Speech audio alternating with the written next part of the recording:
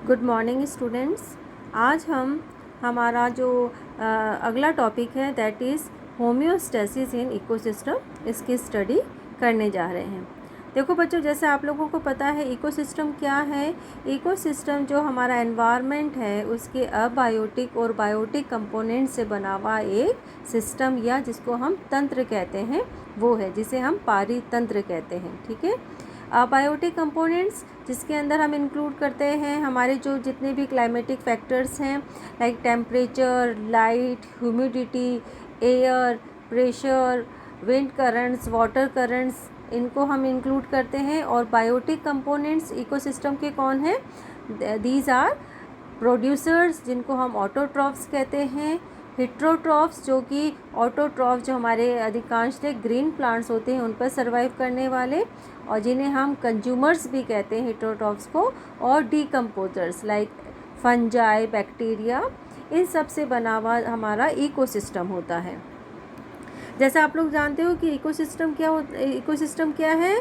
Ecosystem are huge and complex system है। और एक इकोसिस्टम की यदि हम बात करें तो हमारे एनवायरनमेंट के अंदर, इकोसिस्टम के अंदर there is a network of animals, जिसमें एक लार्जेस्ट मैमल से लेकर एक स्मॉलेस्ट इंसेक्ट तक हमारे इकोसिस्टम का भाग होता है। इसके अलावा प्लांट्स, फंजाई और वेरियस माइक्रो ऑर्गेनिजम्स जो हैं वो पारितंत्र के अंदर पाए जाते हैं। देखिए, ये जितने भी कंपोनेंट्स हैं एक इकोसिस्टम के, वो आपस के अंदर इंटरेक्ट करते हैं और एक दूसरे के ऊपर प्रभाव भी डालते हैं। ओके। देखिए, प्रकृति के अंदर बच्चों प्रत्येक जो कंटेंट है प्रकृति का, वो एक डेलिकेट बैलेंस के रूप में कार्य करता है। ठीक है। इकोसिस्टम के अंदर एक यूनिक प्रॉपर्टी पाई जाती है किसकी? सेल्फ रेगुलेशन की, जिसको हम क्या कहते हैं? स्व नियमन की का गुण इनके अंदर पाया जाता है। यदि देखा जाए तो हमारा जो पारितंत्र या इकोसिस्टम है उसमें वास्तव में स्थिर अवस्था में न होकर ये पारितंत्र एक डायनामिक इक्विलिब्रियम की अवस्था में होता है। ठीक है। और ये अपना रेगुलेशन किस प्रकार से करता है? इकोसिस्टम जो है वो अपना नियंत्रण करता है फीडबैक मैकेनिज्म से, जिसके बारे में हम आगे पढ़ेंगे। ओके। तो हम कह सकते हैं कि कोई भी जो इकोसिस्टम है, चाहे वो एक्वेटिक इकोसिस्टम हो, टेरेस्ट्रियल इकोसिस्टम हो, उसके अंदर अपना जो एक्सटर्नल एनवायरनमेंट है, उस एक्सटर्नल एनवायरनमेंट में होने वाले चेंजेस, उस एक्सटर्नल एनवायरनमेंट में होने वाले डिस्टर्बेंस के प्रति टॉलरेट करने की या रेजिस्टेंस उत्पन्न करने की प्रॉपर्टी पाई जाती है। और इसी प्रॉपर्टी को हम क्या कहते हैं? इसी प्रॉपर्टी को हम होम्योस्टेसिस कहते हैं। ओके। यदि देखा जाए तो होम्योस्टेसिस क्या है? It is a state of study internal physical and chemical conditions maintain by living system. Okay. यदि हम इसको होम्योस्टेसिस को और परिभाषित करें तो हम इसको कह सकते हैं कि जो हमारा पारितंत्र है उसमें होने वाले परिवर्तन, जो भी हमारे चेंजेस हैं, उनका परिवर्तनों का प्रतिरोध करने और स्वयं को स्थिर या साम्य अवस्था में बनाए रखने की जो एक पारितंत्र की प्रवृत्ति है वो होम्योस्टेसिस कहलाती है। होम्योस्टेसिस जो शब्द है वो मूलतः क्लॉड बर्नार्ड ने जीवों का जो इंटरनल एनवायरनमेंट है उसको स्थिर बनाए रखने के गुण के रूप में प्रस्तावित किया था, और यही शब्द अब हमारा जो इकोसिस्टम है उस पर भी प्रभावी रूप से लागू किया जाता है।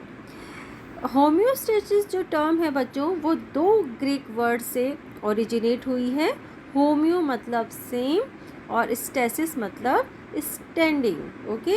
एक सेम पोजीशन के अंदर अपने आप को स्टैंड करके रखना, एक साम्य अवस्था के अंदर तंत्र का बने रहना होम्योस्टेसिस कहलाता है। ओके। यदि हम इसका जनरल टर्म देखें तो that is the ability of individual of or animal to maintain a constant internal environment, okay, is known as the homeostasis.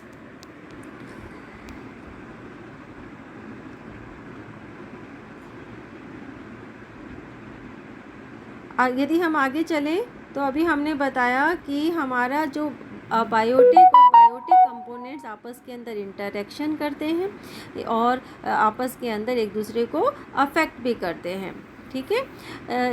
In interactions के फलस्वरूप ही एक इकोसिस्टम के अंदर हमारा जो एक रूटीन जो है वो इसको सिस्टम कार्य करता है, किसके रूप में, ऊर्जा के प्रवाह के रूप में, और जो हमारे न्यूट्रिएंट साइकिल, जो हमारे बायो जियोकेमिकल जो साइकिल्स हैं उनके रूप के अंदर जो है हमारा इकोसिस्टम एक तरह से फंक्शंस करता है, ओके।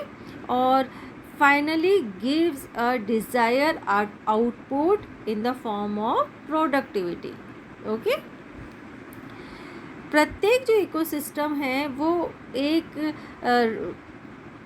रेंज जो है कंडीशंस की, परिस्थितियों की एक सीमित रेंज के भीतर कार्य करता है, okay, and this depending upon its homeostasis. देखिए बच्चों, पारितंत्र के होम्योस्टेसिस को समझने से पहले हमें हमारा जो पारितंत्र है उसकी सबसे पहले स्टेबिलिटी को समझना पड़ेगा। देखिए, स्टेबिलिटी का मतलब हम क्या कह सकते हैं, स्टेबिलिटी से हमारा जो तात्पर्य है वो है किसी भी इकोसिस्टम के अंदर इकोसिस्टम की जो प्रोडक्टिविटी है वो और कंजम्पशन जो है उसके बीच का बैलेंस। यहाँ हम दूसरे शब्दों में से कह सकते हैं कि किसी भी इकोसिस्टम के अंदर ऊर्जा, एनर्जी का अंतर्वाह और उसका बहिर्प्रवाह यदि बैलेंस में है, यदि किसी इकोसिस्टम के अंदर उसके बायो जियोकेमिकल साइकिल ठीक से कार्य कर रहे हैं, तो ऐसा इकोसिस्टम क्या कहलाएगा, ऐसा इकोसिस्टम स्टेबल अवस्था में कहलाएगा। टी.डी. ब्रॉक साइंटिस्ट के अनुसार हम इस प्रकार के इकोसिस्टम को टाइम इंडिपेंडेंट भी कह सकते हैं। क्यों? क्योंकि समय बीतने के साथ साथ इस प्रकार के इकोसिस्टम में होने वाले परिवर्तन हमें दृष्टिगत नहीं होते हैं, ठीक है।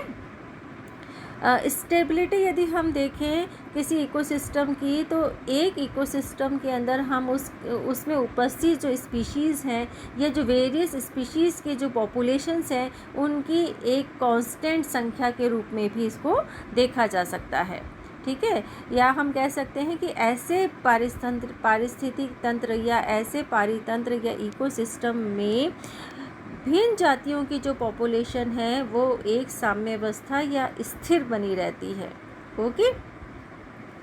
इसके अतिरिक्त स्थिरता को हम किससे डिफाइन कर सकते हैं, इसके अतिरिक्त एक इकोसिस्टम की स्टेबिलिटी को हम जो एक्सटर्नल एनवायरमेंटल फैक्टर्स हैं उनके द्वारा लाए जाने वाले परिवर्तनों का प्रतिरोध करने की जो हमारी इकोसिस्टम की कैपेसिटी है उससे भी हम उसको समझ सकते हैं, जिसको हम क्या कहते हैं, that is the capacity to resist changes. जो हमारे चेंजेस हैं उनके प्रति प्रतिरोध उत्पन्न करने की क्षमता होम्योस्टेसिस कहलाती है। अब बच्चों, किसी इकोसिस्टम में परिवर्तन किस प्रकार से हो सकते हैं ये हमें समझने होगा। देखिए, किसी इकोसिस्टम में विभिन्न कारणों से परिवर्तन आ सकते हैं। ये कारण जो है नेचुरल भी हो सकते हैं या ये कारण हमारे मैन मेड या जिनको हम एंथ्रोपोजेनिक कहते हैं वो भी हो सकते हैं।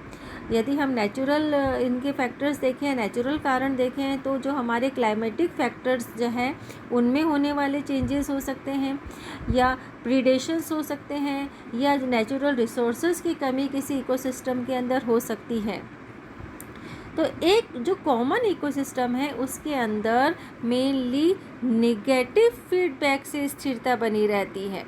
नेगेटिव फीडबैक का मतलब, फॉर एग्जांपल यदि हम देखें तो मान लीजिए किसी इकोसिस्टम में से कुछ एनिमल्स जो हैं वो माइग्रेट करके बाहर चले गए, तो यदि रिसोर्सेज सही हैं उस पारितंत्र के अंदर, तो रिप्रोडक्शन करके उन जंतुओं की भरपाई हो जाती है, या आसपास के जो क्षेत्र है उनसे नए जंतु वहाँ पर आ जाते हैं। ठीक है। इसी प्रकार यदि हम किसी ग्रासलैंड इकोसिस्टम की बात करें, मान लीजिए वहाँ पे कुछ हर्बीवोर्स जंतु वहाँ पहुँच गए हैं, उस ग्रासलैंड के अंदर इंट्रोड्यूस्ड हुए हैं, तो ऐसी कंडीशंस में क्या होगा, वहाँ के जो रिसोर्सेज है उनके लिए उनका कंपटीशन बढ़ेगा, और इस कंपटीशन के फलस्वरूप वहाँ उस रीजन के कुछ जो कमज़ोर जंतु हैं, या तो वो उस क्षेत्र को छोड़ जाएंगे, या फिर फूड की स्कार्सिटी के अंदर वो मर जाएंगे, और केवल उतने ही शेष रहेंगे जितने की उस इकोलॉजिकल स्टेट की, उस रीजन की कैरिंग कैपेसिटी होती है। ओके, इसको हम क्या कहते हैं, इसको हम कहते हैं नेगेटिव फीडबैक मैकेनिज्म। ओके, लेकिन इसके साथ साथ के अंदर ये जो हमारा जो नेगेटिव फीडबैक मैकेनिज़्म है, नेगेटिव फीडबैक मैकेनिज़्म जो है वो किसी भी इकोसिस्टम के एक इकोलॉजिकल बैलेंस को मेंटेन करने में बड़ा हेल्पफुल होता है। ओके, और इस प्रकार का एक बैलेंस इकोसिस्टम के अंदर क्या होता है, जो बायोटिक कंपोनेंट्स हैं वो हमारे जो एनवायरमेंटल परिस्थितियां हैं उनके साथ समय के साथ साथ अनुकूलित होकर उस इकोसिस्टम को एक स्थिर अवस्था के अंदर बना देते हैं।